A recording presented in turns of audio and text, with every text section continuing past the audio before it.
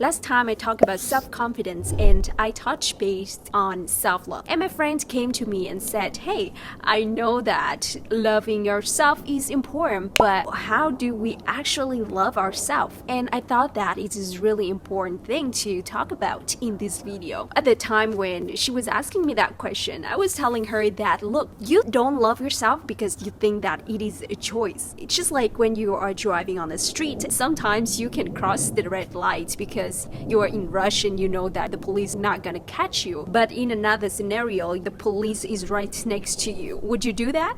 No, right? And many people in their culture, self-love is seemed to be a selfish thing. And whenever they try to do something good for themselves, they would feel a lot of guilt and even embarrassed. But if you think that loving yourself is not a choice, then you're gonna force yourself doing it. And I'm gonna tell you how. In order to change this mindset, you have to go to the root cause of the problem because this has been built up since your childhood. I'm going to redefine the concept of selfish and self-love. Selfish refer to a person who have so many things and they do not want to share to other people, and they would do something just to benefit them regardless this action can affect other people negatively. But here we have a lot of people who share when they do not have. So I want you to think of self-love as a person who give when they have enough, and they know that even when they are sharing is not gonna harm them physically or mentally. Let's take a look at the saying of Ibn Abtal, where he said that whoever gives charity when he owes a debt should understand that the debt is more deserving of being paid off than charity, freeing a slave, or giving a gift, and that is invalid. The condition of giving charity in Islam is the person cannot be in need, and the family of the person is not in need either, and they cannot be in debt. You know why? Because you do not want to be put in a condition where if you're in need, you are needing it yourself, and then if you're giving it away, you're gonna end up getting it from someone else. You would hear the story of Umar, may Allah have mercy upon him, to give away half of his wealth for charity. Abu Bakr Sadiq to give away all of his wealth. Now, we should know that when they are giving away this much amount of money, they know their limits and they wouldn't put themselves and their family in jeopardy. They wouldn't go around and ask for help after giving away that wealth. This definition of sadaqah, charity, is regarding money, but we can also think of it in terms of spiritual sense, where we are in need of being taken care of. And you would take care of other people. You'll be cooking and giving service away. Sharing what you have is not a bad thing. It's actually a very good thing, right? In Islam, you are supposed to be generous,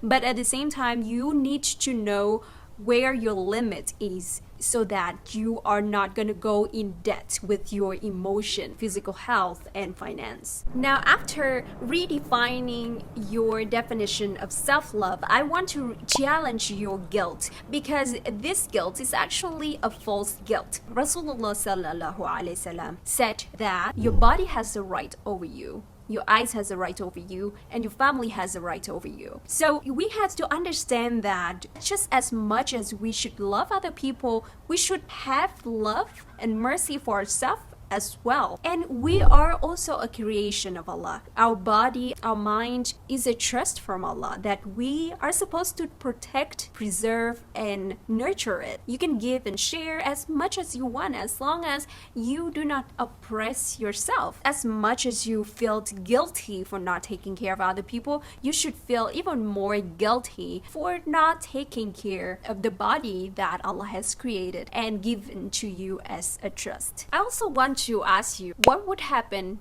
if you do not love yourself? The first consequence in a small scale is you will neglect your limits and keep pushing yourself until you burnt out. And guess what? You're gonna have a lot of resentment. You would have a lot of expectation from other people, but that expectation is not being met. You feel being used, and you're gonna start hating giving that service to others. It defeats the purpose of giving and caring, because now you're not doing it out of your care, you're doing it just because you are forcing yourself to do so. The second and more severe consequence is that when we are not loving ourselves, we're gonna harm ourselves in this life and the hereafter, because you have certain principle that you adopt for yourself. But when we love other people more than ourselves, we start to compromise our principle and say that I can neglect whatever I think to be right, and then I would just follow other people. It could be something like you do not like to travel to a certain place and your friend just asks you to go with them,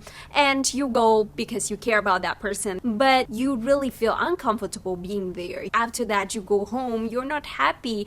Then why do we want to put ourselves in that situation? Just simply tell them that, hey, I do not really like that place and I have been there a couple of times with you. Can we find a place that both of us have interest in, and then we go there? And if your friends really insist on going to that place regardless your uncomfortability, then you need to question, does this person really care about your feeling or not? Is that person a true friend for you or not? And how does that affect you in the hereafter? There be people who do things that Allah is not very pleased with. It could be gossiping, it could be doing something that clearly is haram. Your spouse can tell you, hey, I don't want you to wear hijab. Would you actually take off your hijab to please your spouse? When you're doing that, then you are not loving yourself enough. I really want to challenge your guilt. That does it really worth it to sacrifice for other people for the sake of caring and loving, and then you put yourself in danger, in the state of mind where you cannot function in the right way, where you would harm yourself physically and mentally, and worse than that, you would suffer in the hereafter for this small action. So here are some practical steps for you. When you are being put in a situation where you have to make a decision, ask yourself, am I being happy doing this? If not, if you are really uncomfortable, if you really feel like it doesn't make any sense, when you are giving and it hurts you from the inside, that is the sign that you are compromising your value and you're neglecting your inner self. Say no to it.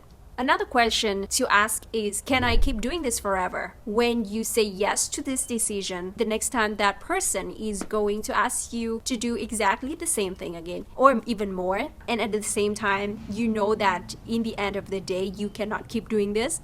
This is not a good sign either. Now, there will be time when you will be like, is it a yes or a no? You are indecisive. It's okay to tell them that, let me think about it and ponder on it. They can wait because they need your help, right? So those are some questions to ask yourself while making the decision. In the future, I'm going to talk more about things that you can do for yourself to prove yourself that you are loving yourself. Like to know how to encourage yourself, know how to give yourself a treat when you do something good, to read a book, to isolate yourself from other people so that you can have time to reflect and take care of yourself, to go to a massage, go to a spa, go do something that you really like and at the same time it's halal for you to do. I'm not gonna talk about that today, but we are going to discuss that in the future, inshallah. Assalamu alaikum wa rahmatullahi wa barakatuh.